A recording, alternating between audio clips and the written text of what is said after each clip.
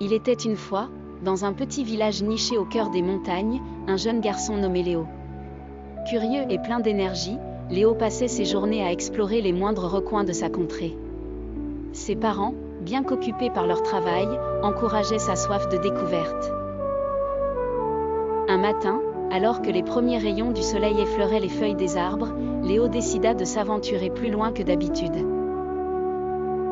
Il avait entendu parler d'une mystérieuse clairière cachée au fond de la forêt.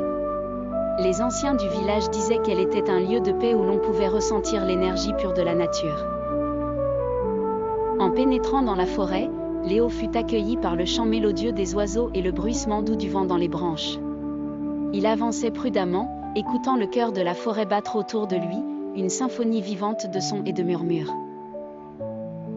Après une longue marche, Léo aperçut enfin l'ouverture lumineuse de la clairière. C'était un spectacle à couper le souffle. Les fleurs éclatantes formaient un tapis coloré, et un ruisseau cristallin serpentait joyeusement entre les pierres. Au centre, un grand chêne majestueux s'élevait, témoin silencieux du passage du temps. Léo s'installa près du ruisseau, trempant ses doigts dans l'eau fraîche.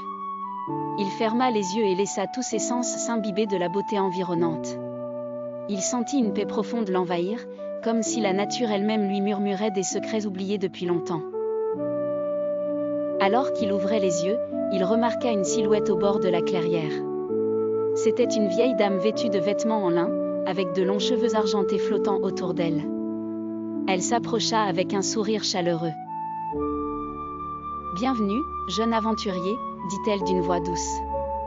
Je suis la gardienne de cette clairière. Les êtres qui écoutent la nature y trouvent toujours une sage amie. » Léo, impressionné mais curieux, lui demanda ce que la forêt pouvait lui enseigner.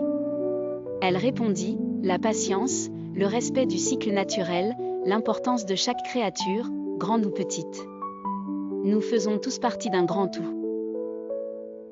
La vieille dame passa du temps avec Léo, lui racontant des histoires sur les arbres anciens et les créatures de la forêt. Elle lui montra comment écouter les messages de la nature et comment vivre en harmonie avec elle. En fin de journée, alors que le soleil déclinait à l'horizon, Léo réalisa combien le monde naturel était précieux et nécessaire pour l'équilibre de chaque vie. Il remercia la vieille dame, promettant de revenir souvent pour apprendre encore plus des enseignements de la forêt. De retour au village, il partagea ses découvertes avec sa famille et ses amis, incitant toute la communauté à renouer avec la nature. Ainsi, la forêt ne fut plus seulement un lieu d'aventure mais aussi un refuge de sagesse pour tous ceux qui cherchaient à comprendre et à célébrer les liens invisibles qui nous unissent à la nature elle-même.